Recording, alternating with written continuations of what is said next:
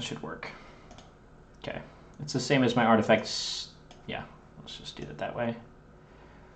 I'm going to do a tier list here. And it's going to be live. So I haven't really put 100% thought into this, but I've played like almost 400 games, so I have a lot of thoughts to get out. And I'll clip it later so people can watch it efficiently. But before I do, let me get a 5-minute break because I just downed like some milk tea and some juice, so I'm ready for a bathroom break. BRB.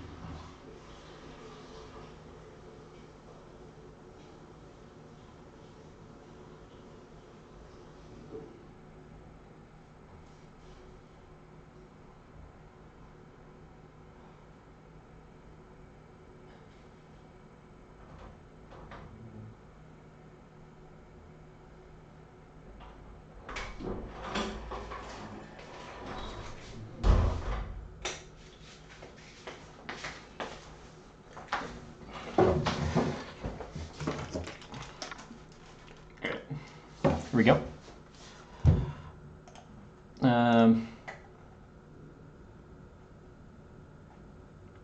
Yeah, I also don't think I need a different channel for artifact. Screw that.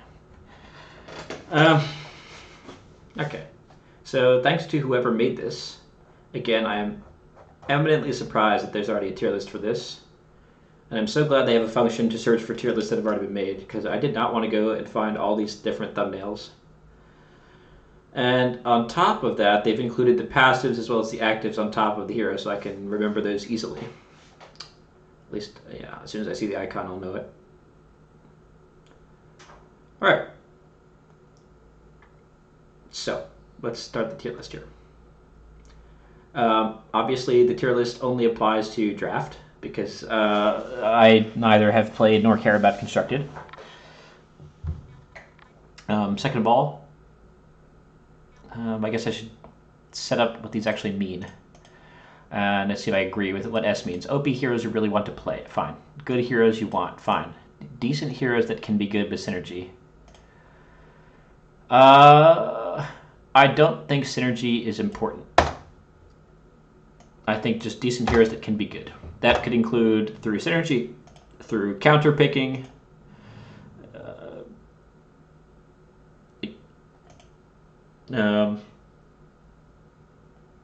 synergy, counter picking. Yeah, there's several reasons a hero can be good, but not A tier.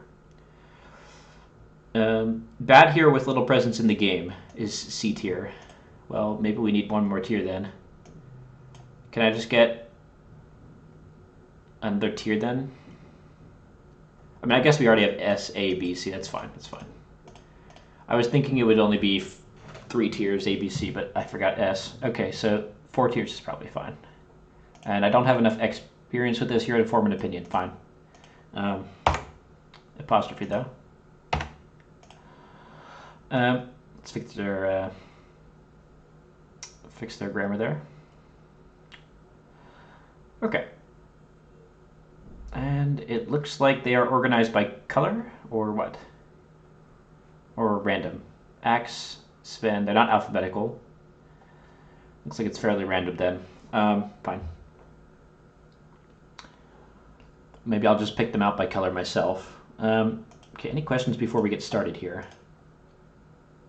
Can I smoke cigarettes on stream? Willing to donate. That'll be really tough. Be really tough. I'd be coughing a lot. I don't smoke. I also don't know why you'd ask about that. I guess my voice sounds like I smoke, maybe. I don't know.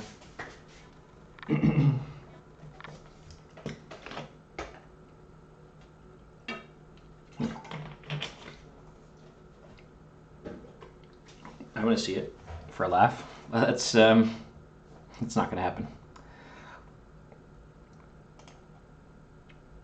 That's the most peer pressure I've received to smoke in a while, though. People willing to donate. So congrats for that. But no thanks.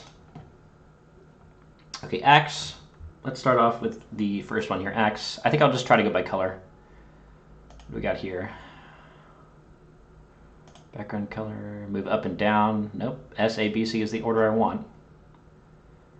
Let's get some more light in here. It's starting to get dark. Axe. Okay, axe. Definitely not S tier. And why is it not S tier? Well, axe has 3 base attack. I guess you can't see all the stats from here. But you'll have to trust me. Axe has a low base attack, and in red decks, typically the win condition is for you to outdamage your opponent's heroes, thus making their heroes come to block your heroes so that you can use the cards that let you win combat. So there are several red cards. Almost all the base set red cards are like, let's fight. Let's let the heroes fight. And so if you just ignore each other, then red should be able to win. But the case is axe cannot win if you ignore each other. Axe is only 3 attack. So unless you support axe, unless you give him some items, his ability, which costs 1 mana like all abilities, and lets him fight all adjacent enemies at once, this ability is also not going to stop your opponents from trading damage with you. It can clear minions, and that's about it. So in the early game, he's almost a useless hero, except against the most weak of opponents. If we're talking about late game, axe can be a huge powerhouse because he'll get a good attack item, hopefully, and he'll be able to kill perhaps 2 or 3 things in one shot. And that's quite powerful. But unlike many other heroes on this tier list, which do not require items to be good, axe does require an item before he does really anything. So before he gets an item, he's probably B. After he gets an item, he can be A or S tier. And keep in mind it has to be a good attack item too. So with shop RNG, you're not even going to be able to always get that, even if you have the gold and you have axe in the right place. Yeah, axe being in the right place is another issue. Even if you have the attack damage, if he's not in the right place, then he can't do his kit. That being said, if we're talking about heroes, I would say within red heroes, he's B. Maybe I'll do this by color. I didn't think it through completely. Axe's card is also very good and has been buffed. But I think within red, I would still put him A to B tier. You know what? I'll put him A tier. Let's do all the heroes at once because that puts things in better context. Axe's hero card is good, and he's never bad as a hero. You can just start in your comp, and then he won't die early to just everything. So if you do red-blue, like Axe can still serve as an early defender to just get you to that late game. And then he can provide more value late game if you get him items. So, okay, A tier, but he's not like high A tier. Okay, Sven, S tier. And I will try to organize within the tiers as well. I don't think it's interesting if everything is S tier or everything is A tier without any further organization. Sven S tier because, why? Well, because his cleave costs no mana. It happens from turn 1.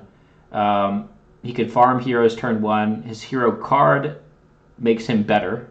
His hero card is to give any caster +3 attack. So obviously that can be up to +9 attack because he cleaves 3 things. He's better than Artifact 1 because he can cleave face as well as left and right. And he gets full cleave damage. So yeah, just a stellar hero overall. Very good kit. The really only downside is he starts with 5 health, so he's a little bit squishy, but yeah, I have no problems with Shen overall. Sven, rather. Okay. Tidehunter, also S tier, and better than Sven. Tidehunter can really control one lane. You almost can't lose a lane with a Tidehunter in it because of his stun, because of his passive, and Tidehunter's attack can even get out of hand because there's so many red cards. And obviously, if you pick Tidehunter, they usually give you these red cards that that buff his attack. So what am I talking about? I'm talking about there's a 3-mana 2/2 that says whenever you deal battle damage with a unit, that unit gets +1 attack. And Tidehunter says his passive, by the way, this is not even his active, which is also a stun for the whole lane. His passive is whenever you deal battle damage, whenever you play a card in this lane, deal 1 battle damage to each of my adjacent enemies. So it can be you play this 3-mana 2/2, and he deals 3 damage, and he gains 3 permanent attack. That could be turn 1, right? So for a hero that starts with 2 attack, he can scale up quite quickly, and just a very large health pool, very hard to kill. Stun can be used at any point in the game. Yeah, and usually most people just put him mid, and it's almost a free win mid. Really, the best you can do is try and trade mid against a Tidehunter, and then fight the other lanes. Okay. And I can talk a little bit more in detail about why that's true, but I don't want to go too slowly here. Timbersaw, I would say solid A tier, probably better than, yeah, definitely better than Axe. Almost S tier because of his flexibility. Good early because it's a stabilization unit that's even better than Axe for attack, right? He has a movement trick that also deals damage. His hero card is relevant early, relevant late. Not as relevant late, but still relevant. And you almost always want to pick Timbersaw if you're offered him. Okay, Tiny. This is a slight change. Tiny is now a green hero. And that was changed recently, so I guess the tier list here hasn't been updated, which is fine. Just keep in mind, Tiny is the same in every way but green now, so whether that puts him up or down, I don't really know. Probably puts him up a little bit, because there are so many good red heroes that you almost never pick Tiny, but green is a little bit weaker as a color, so you might pick him more.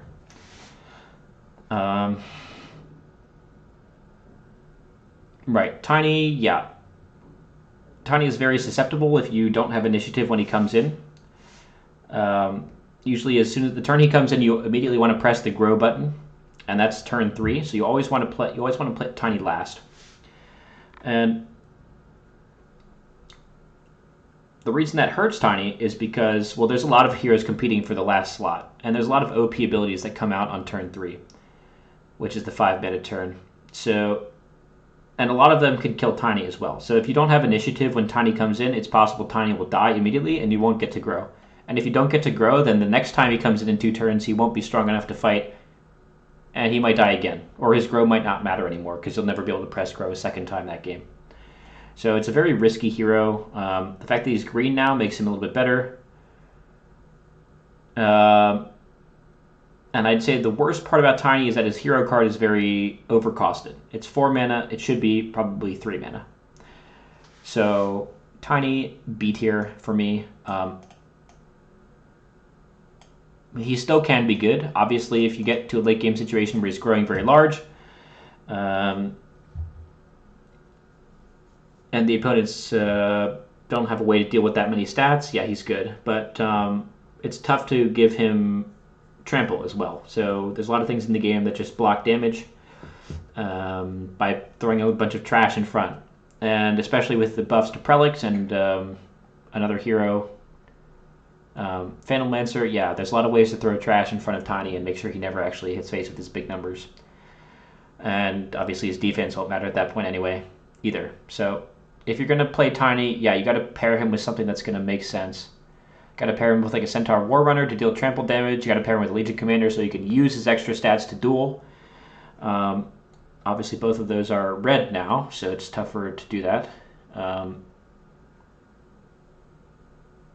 Yeah. Okay, I'm actually thinking about putting him in C tier. But I honestly think there are worse heroes than Tiny, so let's keep it B tier for now. Okay, Tusk, also B tier, but probably worse than Tiny. Tusk also can double his attack with his ability, but it's only for 1 turn. So he doesn't have the scaling that Tiny has. His hero card is not as good as Tiny's. Okay, actually, that's not really true. His hero card's probably just about as good as Tiny's, because it's 2 mana, and not much else going on in this kit. But still a decent red hero. Probably on the very low end of red heroes. But if we're looking at all the heroes in the game, probably not C tier. He's probably still playable. I would basically just put unplayable heroes or heroes that I almost never pick in C tier. Let's see the chat here now. Does anyone here have pets? Nice. We got some side chats going on.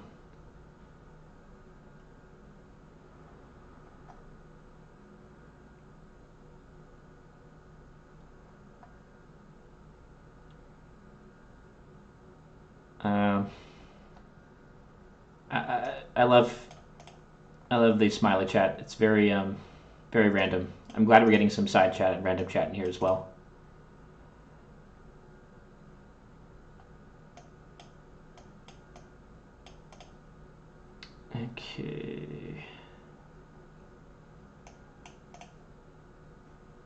Okay, let's continue. Ursa. Yeah, Ursa I would also put top A tier. Slightly worse than Timbersaw.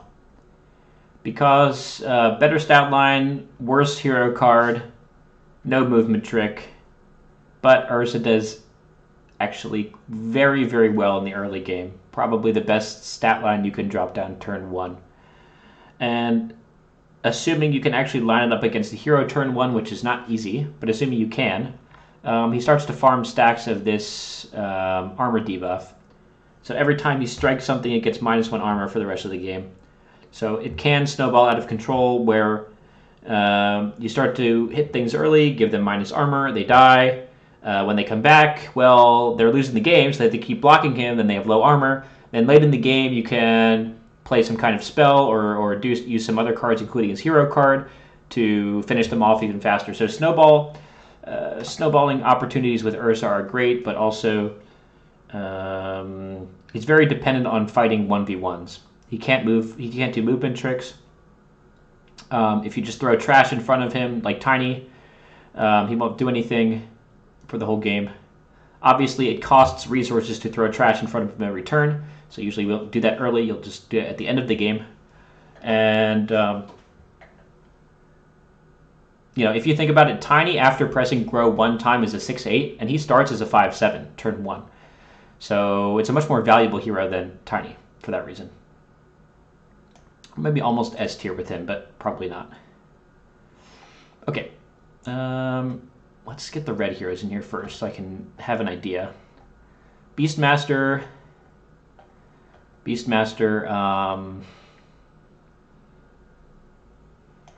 I'd also put in A tier. Probably better than Ursa. Beastmaster can go wide a little bit. Good decent stat line. But he can create minions for free. His hero card is pretty good, better than Ursa's. No mobility tricks. Yep, I would just put him here. I think that's safe. You do want Beastmaster in your deck. Red heroes. Centaur War Runner. Centaur War Runner I wouldn't even put in C tier. I think there are uses for Centaur War Runner that are pretty good. He gives trample, so he's good against those trash strategies. He can't be debuffed by anything, so that includes stuff like Ursa that would give him negative armor. There's also other armor debuffs in the game. Yeah, so decent hero, just not that impactful. unless you get some items on him. Also, his hero card is situationally very useful with things like Tidehunter and on himself. So, yeah. Probably low B tier. I mean, I would put him in C tier if I had an F tier, but I'm just doing 4 tiers, so that's fine. And Bristleback, yeah. Bristleback, better than Tiny. Bristleback is situationally very good, but I would not put him in A tier. His stat line's a little bit worse. His hero card's a little bit worse. His hero ability, not that impactful. But in certain matchups, he's amazing because what he does with his passive is if he takes any damage that is non-combat, so that includes damage from things like Timbersaw's spell, that includes almost all damage from blue heroes, that includes any black hero spell damage, basically any non-combat damage or non-battle damage. He reduces it to 1. And he also procs his active passively. So if you can draft him in a composition where your opponent has at least, I would say at least 2 heroes that deal that kind of damage, he's going to be good. Better than average. But if that is not the case, then his stat line is too poor. No movement trick. Medium hero card. I don't really like drafting him. But definitely a solid counter pick to certain comps. Basically, every time I pick him, I'm happy I picked him. But most of the times, I don't pick him. Keef also suffers from. Keef's ability is hands down like one of the best abilities, but Keef also suffers from. There are so many heroes that want to be picked last pick. Actually, I would say he's better than this hero, Bristleback. There are so many heroes that want to be picked last pick, and just like them, Keef's ability doesn't happen until mana 5 or turn 3. So Keef suffers from the syndrome that every hero wants to be picked last, at least all these heroes. Keef, Tiny, Tusk, none of them can use their ability until the last turn. Tidehunter comes even later, but you can start Tidehunter. And you can't really start Keef, because again, just like the Axe problem, he has 3 attack. Right? He's basically a worse version of Axe. But still, if you can make it to the late game and you can get 2 activations of his ability off that are valuable, yes, he's amazing. But if you're playing red, you don't want to be dealing 3 damage on turn 1. So you have to put him at the end of your comp, and then you're losing the ability to put something else there. So I think I've said this before, but you want to have 3 heroes that you can start turn 1, because you have to start 3 heroes turn 1. And Keef just can't be one of those. He can't. I mean, if you're starting Keef, your comp's terrible. So cards like Ursa, cards like Beastmaster, cards like Timbersaw, they can all go out turn 1. Actually, Beastmaster can't really, he's turn 2. Sven can go out turn 1. Almost all the heroes I would put high for red are heroes you can put out turn 1. Because they have high stats, they can start putting you in a winning position, and they can start snowballing the game. Legion Commander, also S tier, but probably lower than Sven by a little bit. No movement trick, amazing hero card in the duel, amazing passive in the heal, but does not have cleave. So, yeah, probably a little lower than Sven for me. Though I think it's debatable, but probably still S tier. Venomancer, after the buffs, I would put Venomancer around Tidehunter level.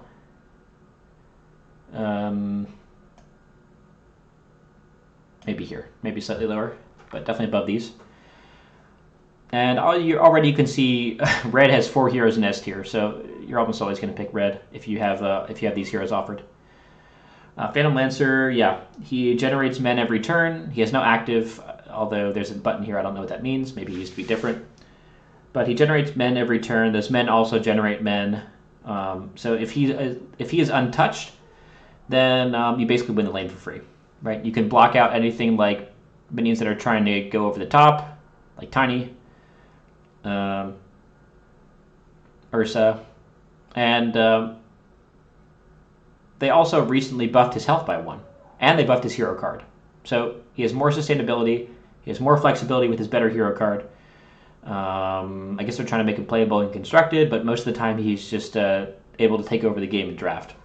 So, amazing hero. Definitely would put him in S. I think just because his passive is so good, he probably takes over the game even more easily than Tidehunter in one specific lane. But he can't take over mid, that's the problem. And mid is a little bit more important. So I would say he's basically on Tidehunter level. Okay. Red heroes, I don't see more, there's probably more red heroes here, but I don't see them. So let's just start with blue. Ark Warden, almost unplayable. Actually, I would say unplayable. Yeah, can copy himself, but what is he? He's like a 3/4 hero. So if you're copying a 3/4 hero for 1 mana, it's not so good. Also, his ability doesn't come out till the last turn when you want to bring out your most OP ability. So his ability is not as good as Tiny. It's not as good as Keef's. His hero card, bad. Just nothing really going for him. Okay, let's check the chat here. It reminds me of Tom Cruise. I am Tom Cruise. Just kidding. Tom Cruise is a little bit weird with the whole Scientology stuff.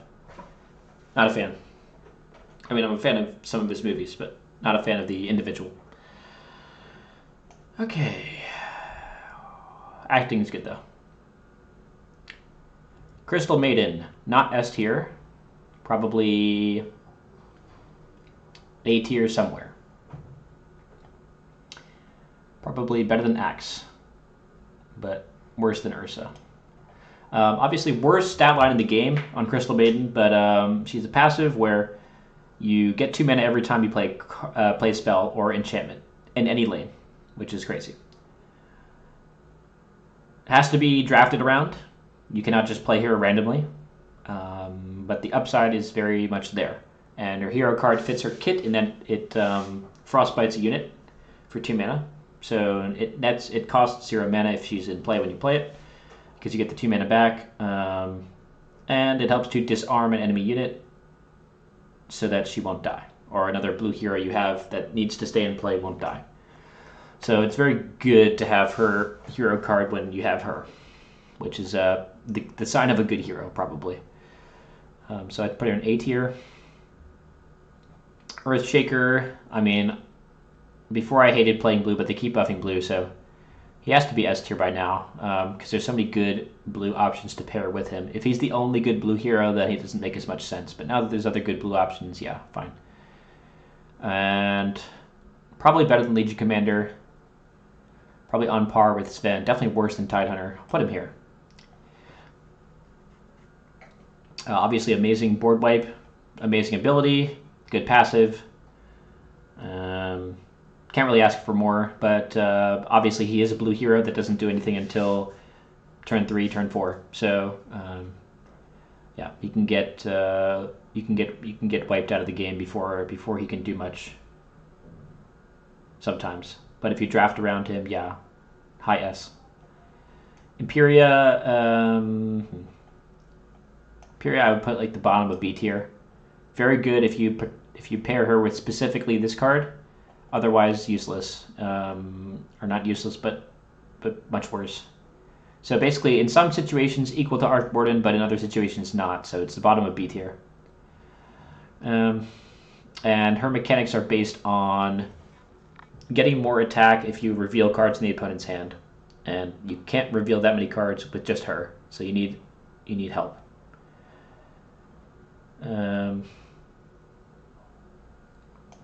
But still, if I'm playing, like I would always play her if I have this card, which I always pick anyway. So yeah. Okay, Underlord. If we're talking green heroes, let's finish blue heroes first if I can. Jamoy, yeah, the card draw is good, but the stat line is bad. I just played him recently. I'd say he's better than these. Probably here. Decent active here. I would say you need at least one good target for his spell, which is to reduce a cooldown of an ally or increase a cooldown of an enemy. You need at least one good target for that among both comps in order to run him. But usually he's just a third hero that's blue that you slide in, so you have more ways to cast some of these OP blue spells like Earthshaker's spell.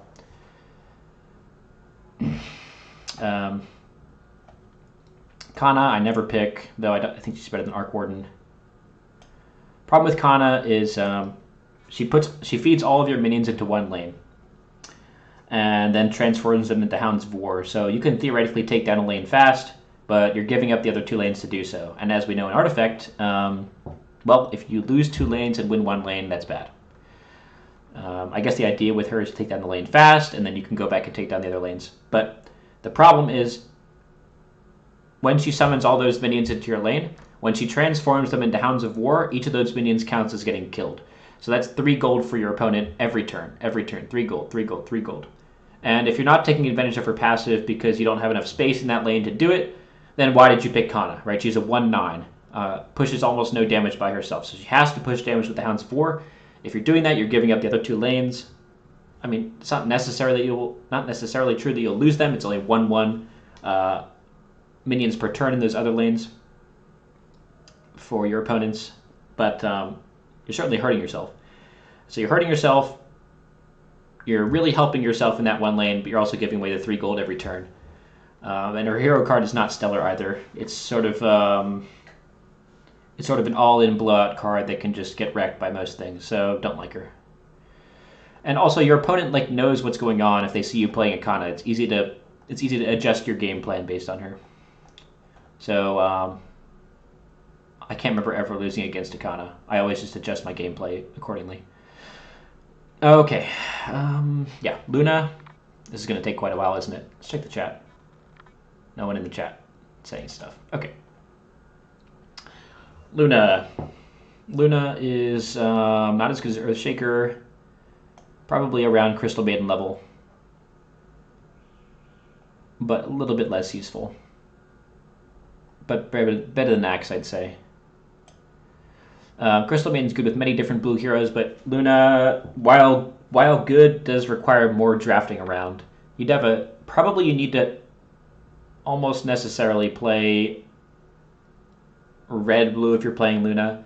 You need to have some of these thick early game heroes that can let her slowly farm up her passive until her Eclipse makes sense to play. Obviously, in the very late game, it can be a blowout, but it's slow. It's slow. It's still good because there are small advantages she gives in the early game. For example, while she's farming it, she's dealing chip damage. She's dealing chip damage to your opponent's minions in her lane. She's dealing chip damage to your opponent's heroes in her lane. And that can be beneficial. So while she's farming her passive, she does a little bit of work. And you don't need to put her at the end of your comp. You can play her on turn 1 as long as you have other heroes to hold the line early. So you put her in the safe lane, you farm up. And the fact that you can deploy her turn 1 makes her better than some of these other picks like Kiev. Okay. Meepo. But obviously you have to draft around her. Like some of these other heroes that are better, Ursa, you don't need to draft around him. He just sits there, he's a thick man. It's just, he can almost pair with anything. So cards that can pair with anything are going to obviously be higher than cards you have to draft around, even if those have slightly higher power level. Okay, so Meepo. Yeah, Meepo. Meepo is also a good blue hero that you have to draft around. He comes in on turn 2. His damage can get out of control, but then there's obviously outplays to beat him. You can kill all Meepos at once. But the number one thing that's moved Meepo up in the tier list for me is that his ability is quick cast. So you can always use it to steal back initiative. And if you have initiative, then Meepo is better because you get to do things with Meepo before they clear your Meepo. So Meepo, also A tier for me.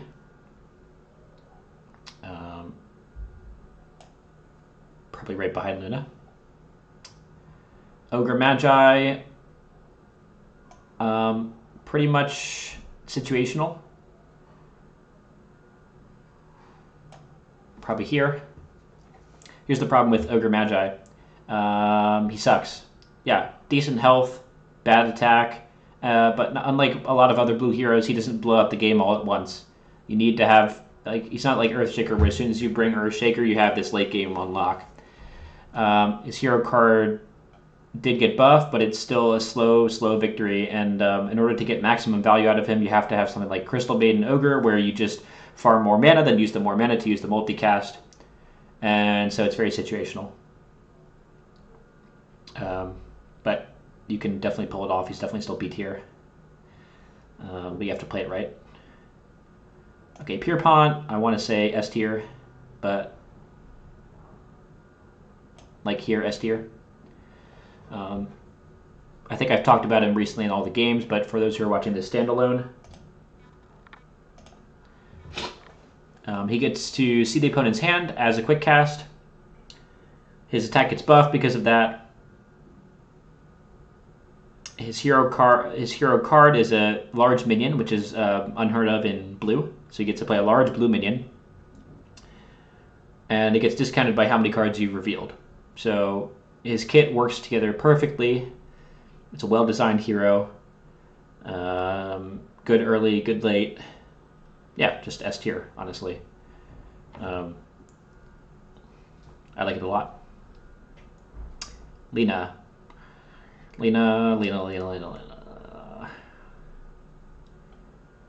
Yeah, I'd say Eda Lena is like high B tier. Better than these two, but worse than A tier. You do need to draft around her. Not a good blue hero most of the time. Oh, no, sorry. A decent middling blue hero most of the time. The hero cards she brings are all different, but all decent. Obviously, if you can stack her passive a lot, she can deal a lot of damage, so that's the upside. She can run away with the game, but it needs a lot of setup and needed to draft around her a lot. Whereas something like the Luna passive, that will, as long as she stays in play, that will keep getting procced. Whereas to get the Lena passive stacked, you have to play cards in her lane. Okay, Prelux. Yeah, Prelux. Jeez. I feel better and better about this card recently.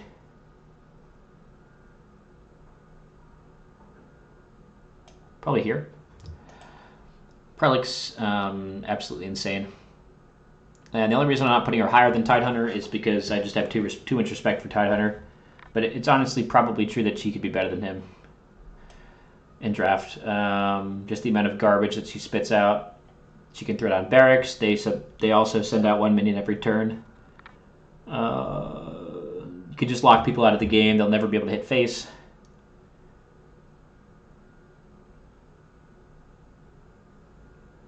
Her kit works together well. It's just really strong. Obviously, you do have to draft around her, so you have to do like Prelux with red heroes or Prelux with green heroes. But both of those comps work well. Okay, this card was recently nerfed, and it's a late game card that you have to play on turn 3. So you can't come out early.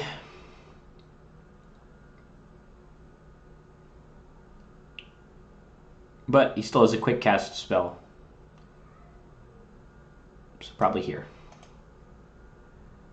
His ability has a decent stun. Used to be an OP stun, but now it's just decent.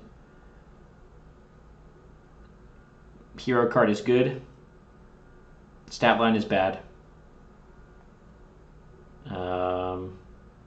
His stat line is bad enough that you can't justify him on his own for his late game.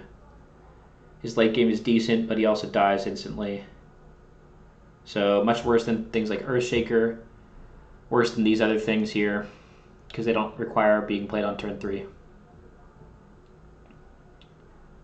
I'm starting to notice a trend in this tier list of things that are B tier. They're all things that come into play on turn 3 and don't immediately win you the game. They're all fighting for the same slot, so you can't run 2 of them in the same comp, really. I guess you can run Lena with some of these things, but whatever. Actually, probably put Lena before him. Skyrath Page. Probably also in A tier. Very good ability. That comes out a little bit earlier. Good hero card. Decreases enemy armor. Stat line slightly better than some of these. Still worse than Axe for sure. Probably low A tier for him. Vanessa, C tier. I don't think I've ever played her. And probably slightly better than Ark Warden still. Kit revolves around very niche mechanics that would only be viable in Constructed. Also, probably not even viable in Constructed because they're so niche.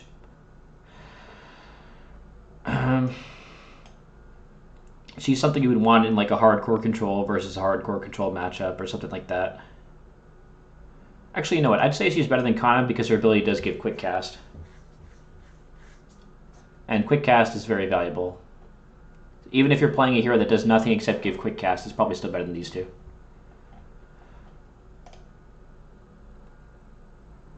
Prelux did work yesterday's stream, or was it 2 days ago? You can check time has been a thing this year. Well, I can check right now. My account here. Prelux, I played once today, and I played once yesterday, and it won both times. And I played once 3 days ago, and it worked. And by yesterday, I mean the day before yesterday, because I don't think I played yesterday. Okay, Venomancer.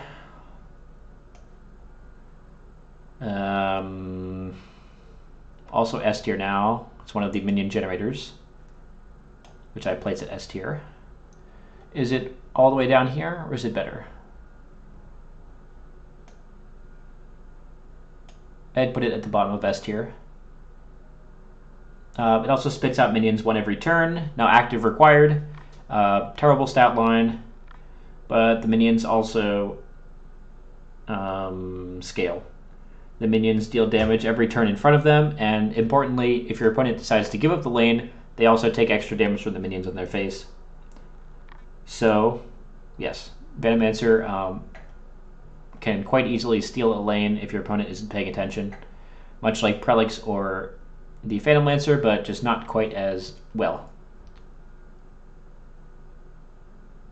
Because his hero card is not as good as these two. Okay.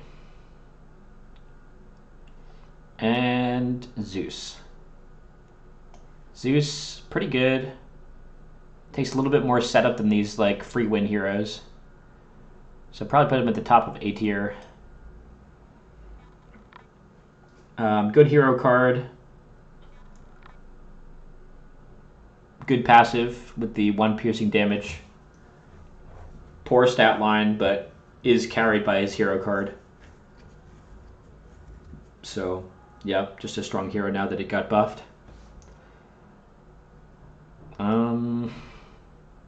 What else have we got? That looks like it's... Oh, yeah, that's a green hero now.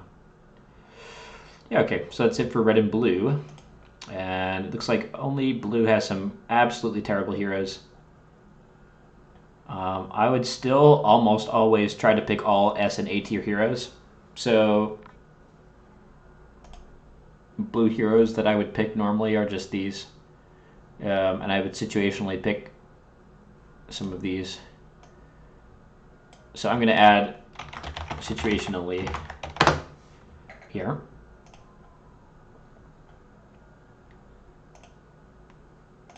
And, okay.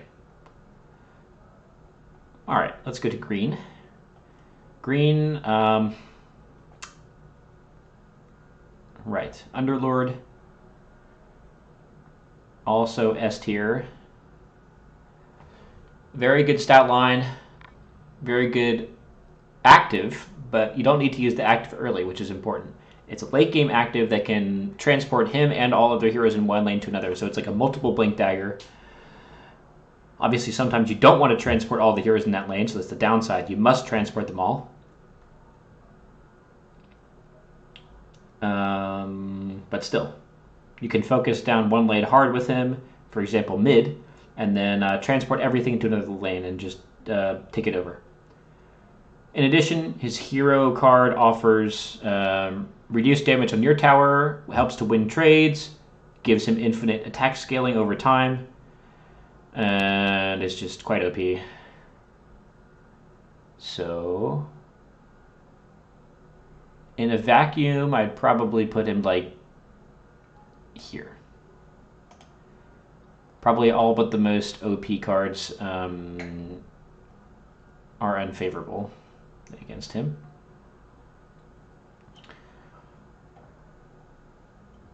And this is all black, so let's go down a bit. Alright, Chen. Chen, probably A tier of some kind. I'm just mentally comparing it to each thing I see and seeing whether I'd pick Chen or that in the vacuum. Probably something like this. Yep, that seems about right.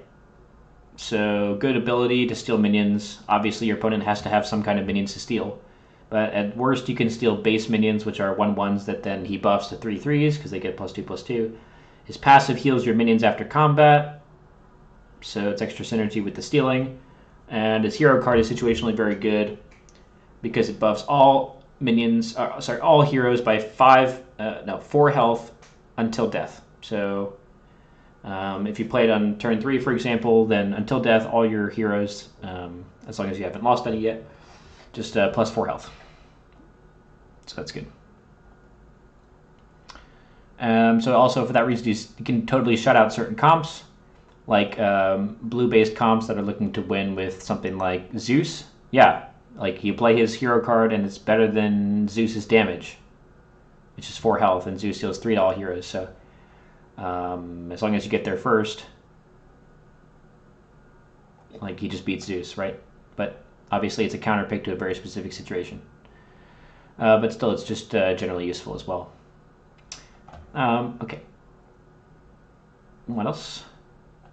Darkseer got changed to red. Oh, Darkseer got changed to red. I forgot to add this as a red card then. But it's also not that noteworthy. Probably something like here. Worse than these. But still, the ability is decently useful. Again, it's one of those abilities that comes in turn 3 and doesn't affect the game that much. And stat line, not that good for a red hero. Hero card, also not that good for a red hero. It like gives retaliate and taunt, so not exactly what you want to be doing with red early. It's a good card at the end of the game. But if you're playing a good card, if you're playing a card that's good at the end of the game, especially when you're losing, you're going to find yourself in that situation a lot of the time, and then maybe he'll save you, but probably not because you're so far behind. So not that interesting. Dazzle, yeah, Dazzle probably B tier. Probably high B tier. Good ability, just kind of a bad stat line and kind of a slow hero card. Very good in a grindy game though, so if you find yourself in a grindy game, please pick Dazzle. Or grindy matchup, I guess. Okay, Dragon Knight. Dragon Knight is one of the only green heroes that can actually be played early because he has base 2 regeneration. So he heals for 2 every combat, and then later his hero card's quite good for stunning and dealing damage. And the turning into dragon form is quite potent as well.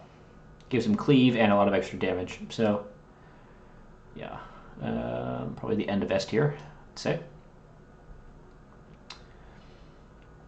And Enchantress, geez, probably C. High C though. Enchantress has come up the ranks a little bit recently.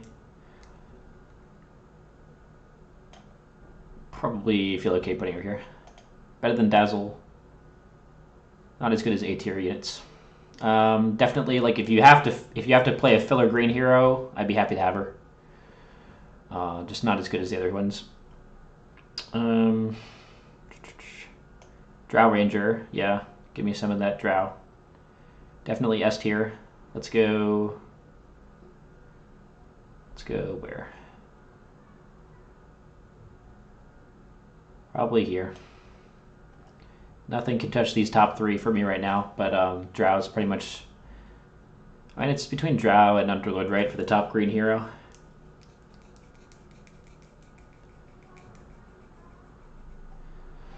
Just gives everything on your board +1 attack. Hero card is good late game, but not good early game. That's the one downside of Drow. But if you draft around her, you'll be able to get a lot of minion comps. So you can draft like basically all of these cards. If you have a Drow in your comp, it just makes them that much better because it affects minions as well. So more attack on all minions and heroes. So you can draft her with a hero comp like Legion Commander to deal extra damage with duels and to farm their towers faster. You can draft her with a go wide comp to just get more use out of her ability. And basically, if you have Drow early and nothing is happening, all that you're doing is you're trading damage on the towers, you're going to be in a position where their towers are lower. So you'll have the ability to sit there and pass, wait until they do something, and you'll be able to react. So very potent hero if used correctly. Could even be paired well with black. You could go green-black and Drow to clear their towers faster. So.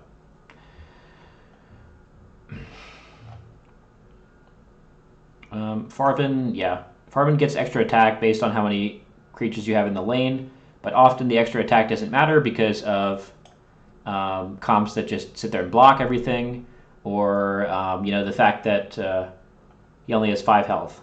Is it 5 or 6? Either way, he doesn't have enough health to deal with like a lot of things, so the extra attack often doesn't matter, and he just trades with the hero and dies. And of course, his minion that he plays is not the worst, but minions, hero cards that are minions have to be able to do battle with heroes in this game. Because now you can decide where the heroes are placed, unlike Artifact 1. So, usually he plays this minion, it gets killed by a hero the next turn, and then that's all the value he gets. So, probably not C tier for sure, but maybe something like probably worse than Bristleback, something like this for Farven. And Lady Anshu, yeah, probably somewhere in S tier as well here. One of the top green heroes if utilized correctly, though she was recently nerfed, so I'm going to put her down a little bit. She used to be that rapid deployment let you bring the hero back every single turn. Now there's a global cooldown on, not global, but a local cooldown for each hero on their rapid deployment. So you can't just bring her back every turn and block, not care about the gold, farm health and your other minions, and then come back in the late game with other stuff. Now there's a little bit of more decision making to be made, but her hero card's still OP. So yeah, I'd say better than Veno, slightly. Better than Pierpont, probably. Better than Legion, probably, honestly. Probably something like that. Okay, Omni Knight, Lycan first. Let's check the chat here. There's no difference between lanes. There are some subtle differences. And the subtle differences have to do with deployment. So let me... I don't know if I should take a quick break to talk about that. I guess I should be more beholden to the chat since they're here and they're speaking. So let's take a quick break to talk about the lanes. The thing about the lanes is most cards that let you teleport from one lane to another, first of all, are only let you teleport one lane away. So things like Blink Dagger, things like local movement tricks that have a maximum movement range, like 3 or 5. Things like the free card you always get when you kill a lane, also it's called a Blink Scroll, lets you move one lane away. So mid is inherently much more important than the other two lanes, because if you win mid, you can go to either side, and that's a choice. If you win one side, then you have to go to mid after that, if you have some kind of blink. Second thing, during the deployment phase, you put down your 3 heroes at the very beginning. First, you deploy mid simultaneously. Then you deploy in opposite lanes. So one player will deploy right, one will deploy left, and then you will get to deploy your last hero in reaction to that. So, that's one difference in the deployment. And the final thing that's the difference is mid is considered a short lane, which means when you deploy, you only have 3 choices for the deployment. So things that have AoE to adjacent enemies, like Tidehunter, like Sven, which cleaves on turn 1, Tidehunter, which deals battle damage turn 1 as long as you play a card. If you place them in mid, they're guaranteed to be able to hit the enemy. While in the 2 side lanes, you have 4 choices for deployment. So if you deploy on the very edges, then their hero won't be able to control the whole lane. So, for those reasons, the lanes do differ a little bit, but other than that, it doesn't really matter too much which lane you decide to go for. Obviously, you can, a lot of the time, still win a side lane and win mid, or even win a side lane and win it again, right? So it doesn't matter which lane you're taking if you're just going to kill the lane twice. So all of these things can be overcome to some degree, but there are slight differences that weigh them a little bit differently. Okay. What's next? Lycan. Yeah, Lycan also gets a little bit hurt, or Lycan, I guess it's called, gets a little bit hurt by the fact that lanes now are less able to be won by early minions. Just like in Artifact 1, his wolf scales with turns. So every combat it gets bigger and bigger and bigger. But now you can just choose where your heroes are deployed. So as soon as you see him play a wolf, if he plays a turn 1 or 2, you always have a hero coming turn 3 to just come and kill it. And if he waits until later to play it, it doesn't have time to scale before the game gets to that phase where the game is ending quickly. So his hero card sucks. That's what I'm coming to here. The ability of him to give all minions in your lane extra attack does not benefit the minion that is summoned naturally, because a 3-1 still kills a 1-1 and vice versa. So that is useless. And then his natural stat line, not so good either. Like 3-6, no. Not for what he does. So he's situationally playable if you have a very minion-heavy deck, or if you have a way to get your minions out and not have them die. He's very good at winning a lane fast if your opponent gives it up, so that's a bonus. You never want to have a lane that you're winning, but you can't win before you lose the game. So, because of all those reasons, I would say he's definitely better than Farven, because Farven's sort of the same thing, except worse. Better than Bristleback most of the time.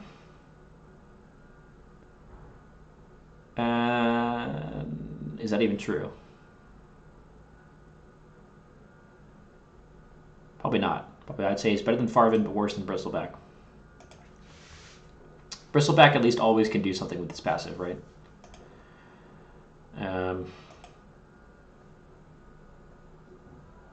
Okay, I'll give him better than Bristleback just because in rare situations he can pop off. There's another passive he has where if you have enough minions in play that he gets transformed into a giant Giga monster. So that happens almost never, but it tips the scale a little bit in his favor the small percentage of the time that does happen. All right. And then Omni Knight, I would place firmly in A tier, but probably worse than Axe. It's also a good AoE ability to get you a little bit ahead, gives you heals.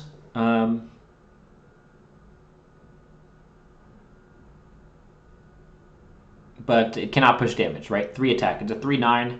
It's almost never going to die, but it's also almost never going to impact the game enough.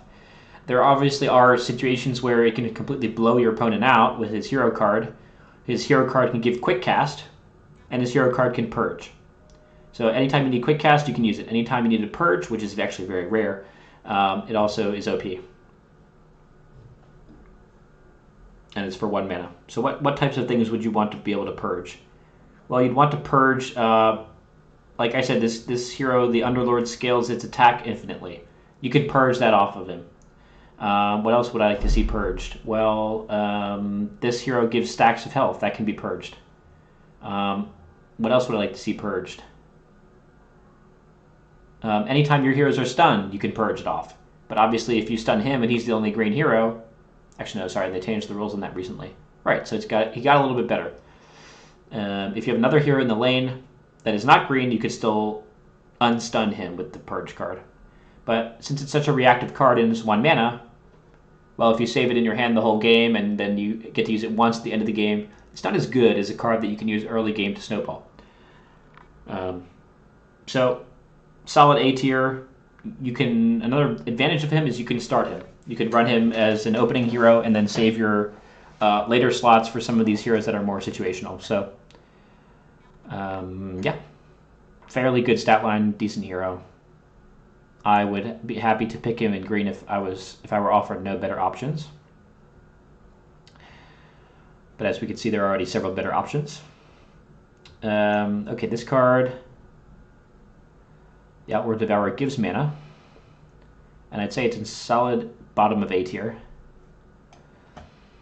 Gives mana, the hero card got buffed recently.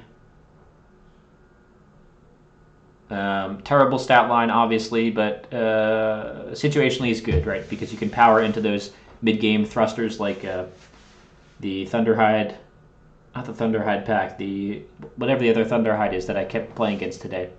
The 6 mana 6/6 that can battle if you have a green and red hero. So if you can power into those late game green cards quickly, which you will often get offered if you pick him, you can snowball the game pretty early and pretty easily. He also gives the nearby enemy heroes decreased attack, so that synergizes well with his kit since he's low in health, and he's not going to win any tower races because he's got 3 attacks. So it helps you to slow down the game a little bit, which is what you need with him. So his kit works well together, but overall he's not that exciting as a hero compared to some S tiers. Is it called Cage Thunderhide? Let's check. Let me check I still have Artifact open here. I don't think it's called Caged, but that's close. Maybe it's Caged. It's a green card. It's called Captured Thunderhide. So very close there, Max, but captured. Same thing as Caged almost. Okay. Oh, my Artifact music started playing now. Because I tabbed in. Whatever. If you guys can hear that, it's a little bit of extra background music. But I have it turned down. Rix. Okay. Rix, yeah. He has the ability to come back quickly, so you can slap him in a stall comp and let your opponents farm him forever. He did get nerfed recently where he cannot come back as often, but he gets more advantages when he does so. Also, his hero card stuns for 2 turns, which is nice. Not stuns, silences. Would be better if you could stun for 2 turns, that'd be amazing. So probably put him here. I don't often want to pick him, but he's good in a situational comp. That's about it. Enchantress is probably overall more viable. But I'd probably pick him over Dazzle most of the time. Dazzle is pretty situational. Sand Kang. Lei Sand Kang. Probably low A tier. Probably high B tier. One of those. Compared to Omni Knight, worse. Compared to this thing, Skyrath, probably also worse. It's probably here.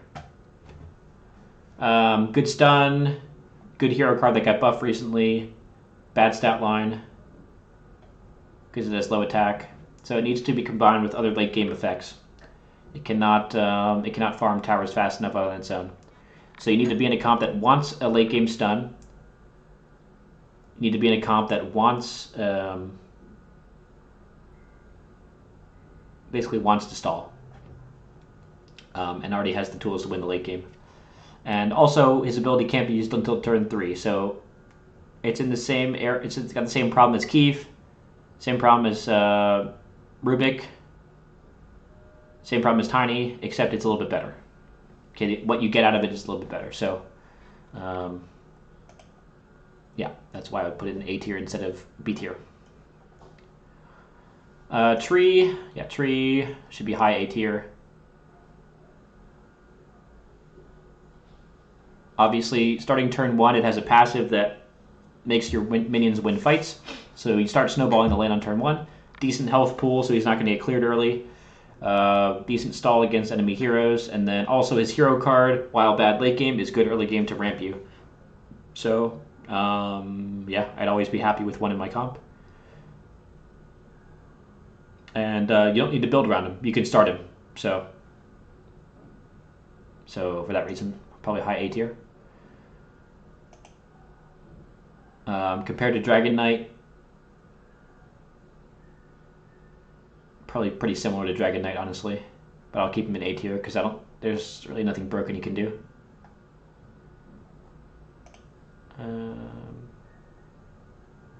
Actually, he feels a little bit different than this tier. I'm gonna put him in low S. Okay, and then this man, the Lich King. Well, hero card is terrible. Stat line is decent. Ability is good. It's passive and it's good. So you don't need to activate it. But terrible hero card. 4 mana to stun something. I can't think of a worse card. So that's not true. I can think of worse cards, but just because of his stat line, I can see him being decent. Especially for green that needs early heroes to start. You can start this hero.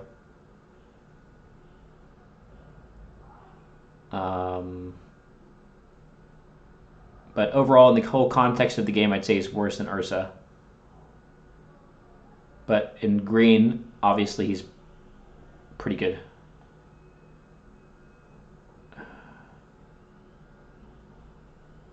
Probably better than Amiibo. Better than Luna.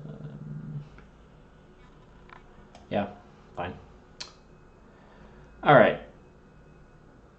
And I'd say all of these are like plus or minus 2 places. On a different day, my brain would have just thought about it differently and done like plus or minus 2 places. So don't write this down as the holy gospel, but it's plus or minus 2 places on everything probably. Okay. Check the chat. All right, see ya, Daniel. All right, this man. What does he do? He provides movement trick. A movement trick. Hero card, good minigame card. Stat line, pretty bad.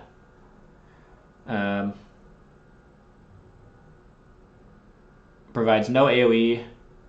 Problem is he's a black hero that likes to move in front of enemy heroes and burn their mana. When as black, all you're trying to do is race. So he doesn't fit within the core conceit of black that well. Except for his hero card, which can often get kills. But it's still, you can't play it all the time. It's situational. So I don't often like to pick anti-mage.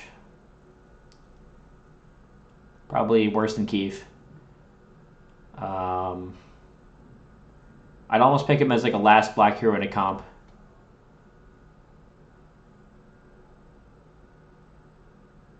Probably worse than Bristleback by a slight margin, but better than Farven. I'd probably put him there. Okay. Bloodseeker, good damage. Good damage, decent hero card. Happy to pick him if I'm playing black. Obviously, the pick rates aren't going to exactly equal these because, like, these are sort of the heroes. I guess I don't have quite perfect criteria for what I'm setting up here, but within the context of the whole game, black heroes are not as good as they should be. So I'm trying to evaluate him against these other heroes. I'm considering a little bit the synergies with the rest of the game, but I'm trying to do a little bit more vacuum than how much I actually pick him, because if I'm playing black, I'm happy to have him, but I just don't play black that much. Okay, so black, Bloodseeker, yeah. Better than these.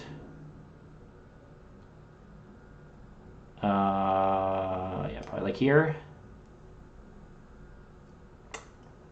Bounty Hunter. Worse than Bloodseeker, doesn't have enough damage. Can go for, if you're going for gold, yeah, fine. Hero card, a little bit slow, doesn't help that much, but it does help you to slowly traverse lanes. But you don't really want to slowly traverse lanes, honestly, with black. Probably say he's worse than Omni Knight. Probably say he's like bottom of A tier. Obviously, there's snowball potential, right? If you can farm a hero within turn 1, that's 10 gold. And you can snowball the game. So not many of these heroes have snowball potential, but overall he doesn't fit the core conceit of black that well. Kind of does, but you need to get lucky with the deploys, or you need to get a good comp to build around his gold savings. Probably would be better in constructed, where you can make that happen more often.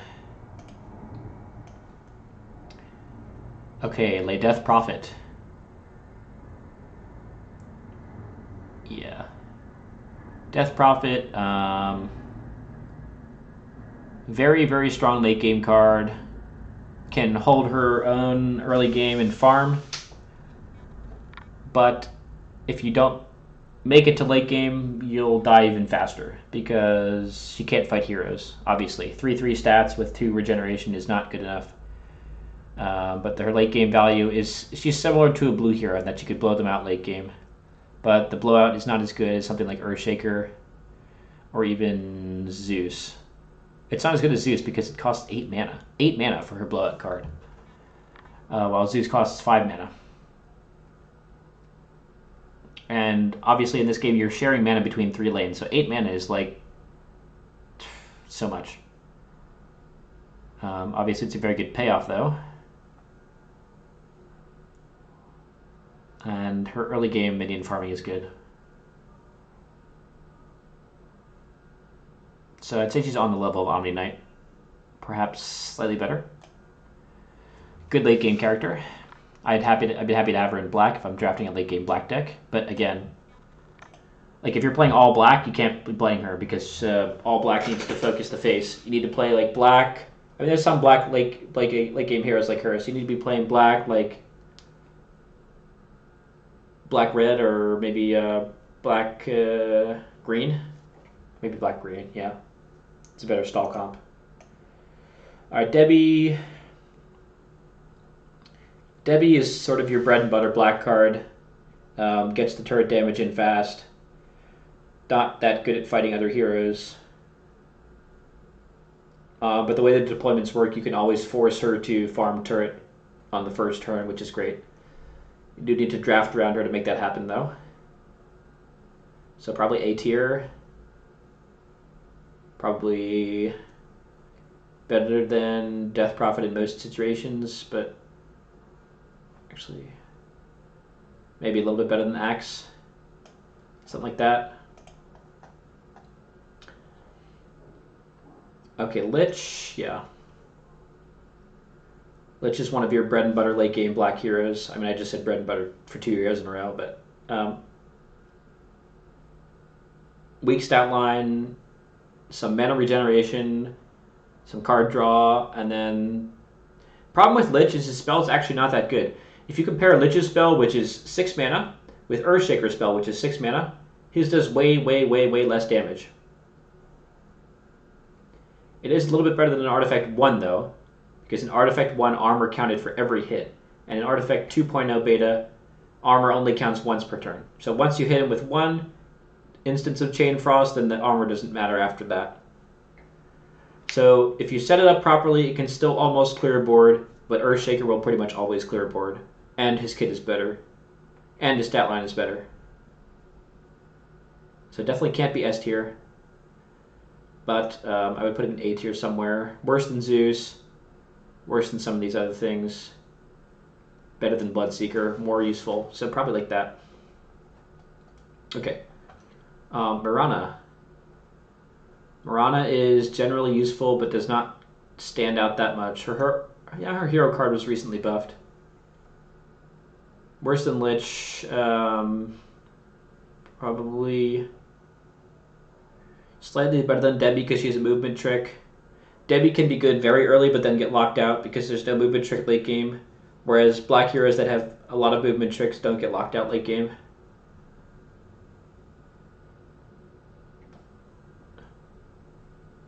Probably like here. Probably better than Amiibo. Necrophos also got buffed recently, but I can't put him above anything else here. Still probably worse than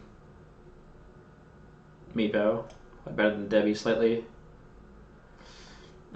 He's like a sustained black hero that can gain mana. I think his hero card is repeatable as well. So if you make it to late game and you have a lot of mana, he's good. But it's often too little too late with the low stat line and not many ways for him to pop off. Okay. This guy, on the other hand, I would put as one of the best black heroes. Nyx Assassin, very good hero card. I shouldn't say very good. Good hero card. Crazily good ability.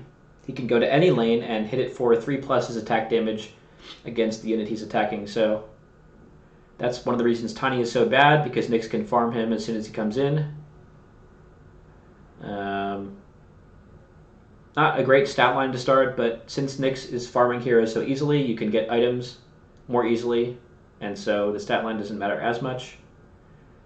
But by himself, he does not push damage. He sets up a situation where your other heroes, like the Bloodseeker, like the Debbie, can push damage, but by himself he needs damage to end the game, because obviously if you use his ability and don't end the game, then the heroes just come back. So, but it's one of the most OP abilities for snowballing initially.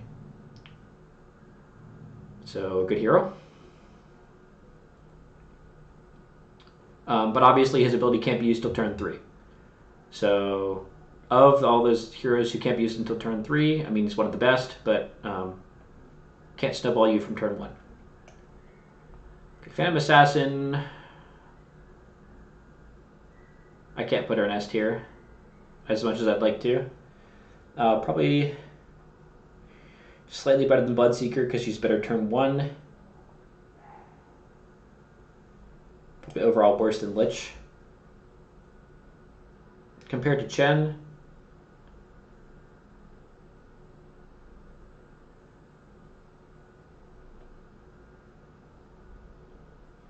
yeah, honestly, she can snowball you a little bit better.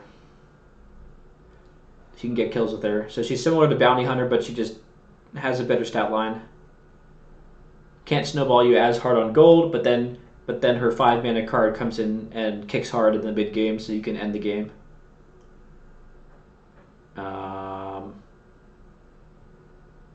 Yeah, just a pretty good A tier card, I'd say. Shadow Fiend, probably the best black hero, honestly.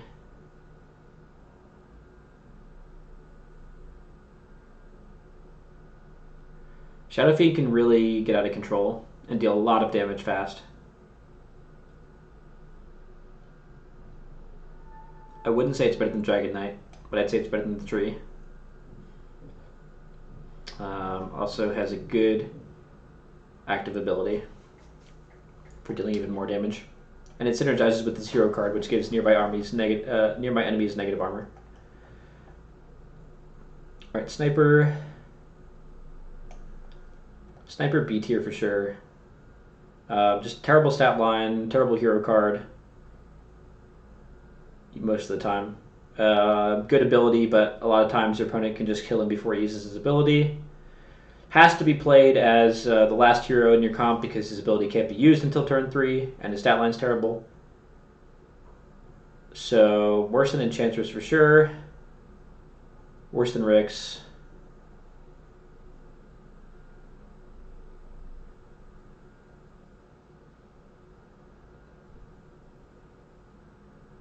See, he's slightly better than Anti-Mage. Worse than all this stuff. Sorla Khan. Sorla Khan, yes. One of the best black heroes because it perfectly fits what black is trying to do. Extra damage to towers. Pillager, if you hit towers, you get more gold. At least with the hero. But only the hero. Hits towers for more. More gold if you get towers. Hero card gives things feeble. So basically, that's the equivalent to saying all your things have trample. As long as their things are low on health. And what's the other thing her card the card does? The card also gives your allies more damage to towers. So it perfectly fits the comp of black. Perfectly fits the idea of my black heroes are weak in fighting one-on-one, but I'm just going to go around you and I'm going to hit the towers and I'm going to win that way. And it works pretty well. It works pretty well because you can even actually fight a little bit late game if you've pillaged enough. You can get enough gold. You could fight late game. Obviously, in the meta currently, not the top tier strategy because you have all these cards like Venomancer, Prelux that can just fill up the lane with trash, and then it's really hard to get that tower damage in.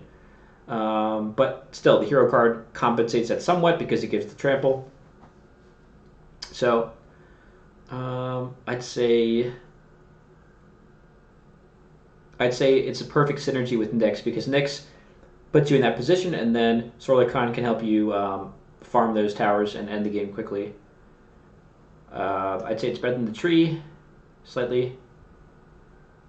Is it better than Dragon Knight?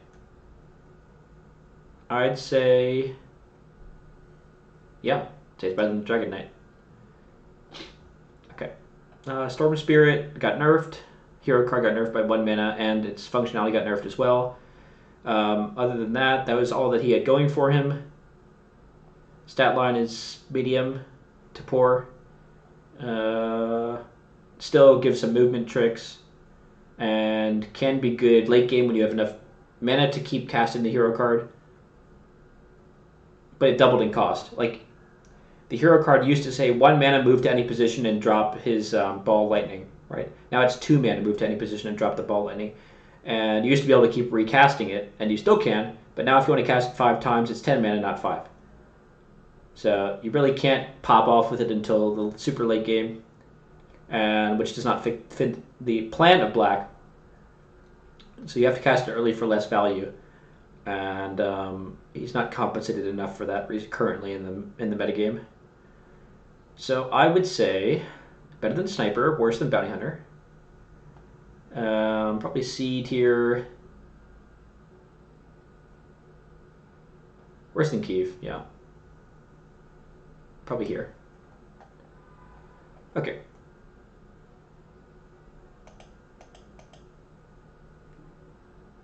And Tinker. Tinker, good hero card, good ability, terrible stat line.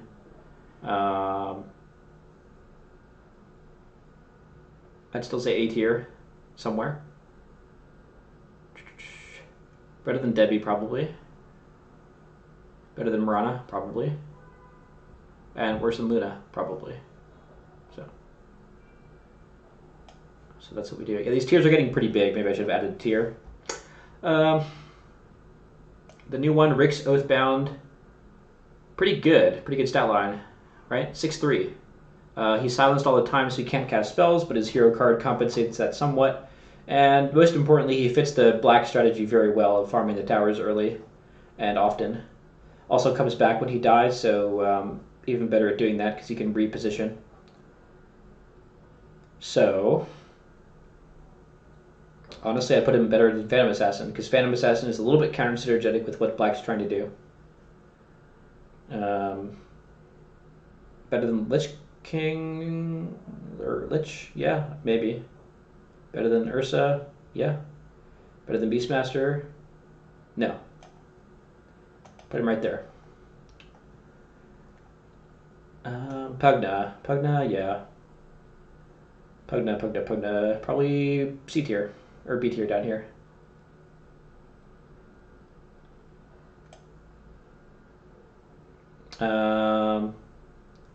Card is decent.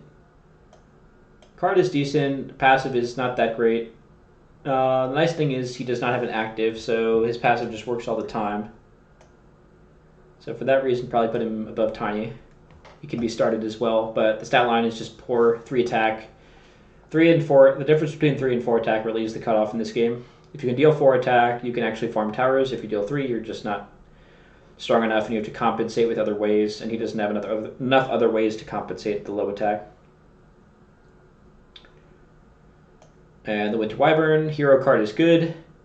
Ability is good, it's a movement trick. Starting stat line not great, but ability can be used turn 2, so probably better than Marana. Where's Marana? There. So better than Marana.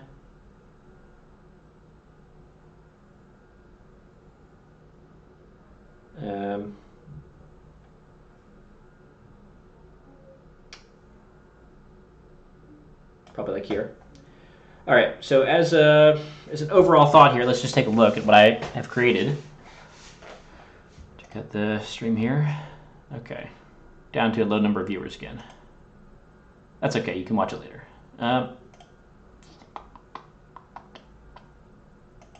Okay, so what do we got? Well, you can see why Black is a little bit underplayed. They have a couple of heroes in S tier, but if we're comparing S tier heroes, they can't really touch the top echelon here. And sometimes you'll get a composition where you're playing red-green and you have 5 heroes that are better than all black heroes. So it's like, what are they supposed to do? If you draft mono black, if someone drafts like red-green, sometimes there's nothing you can do.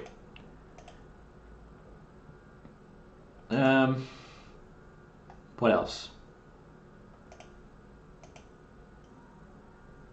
Well, I also have to say black with things like Lich, with things like Phantom Assassin,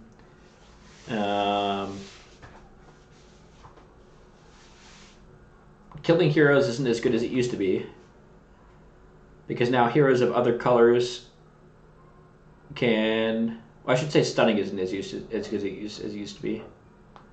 Alright, so scratch what I just said. Stunning isn't as good and silencing isn't as good, because with the most recent change, say you have a red hero and a green hero, they kill the red, they silence or stun the red hero, the green hero can still cast red spells. So for that reason, things like Beastmaster have gone down. Beastmaster should have been S tier maybe last patch, or whatever the patch was recently, maybe 2 ago. Drow Ranger, yeah, Drow Ranger silences, but she can AoE silence. So she can sometimes silence both heroes and still get around the new rule change. Unless your opponent naturally spreads their heroes very far apart. So now killing heroes is much better than silencing or stunning. Obviously you still want to stun if it's going to help you in combat, but silencing is really not that good anymore unless it's an AoE, because all heroes can cast all colors of spells. So that, let me think about that. Yeah, that makes Rix B tier. Rix used to be better when the silence would actually silence. Obviously, if it's a 1 hero lane, which is still common, his silence just silences that lane for 2 turns, which is good. But it just fell off a little bit.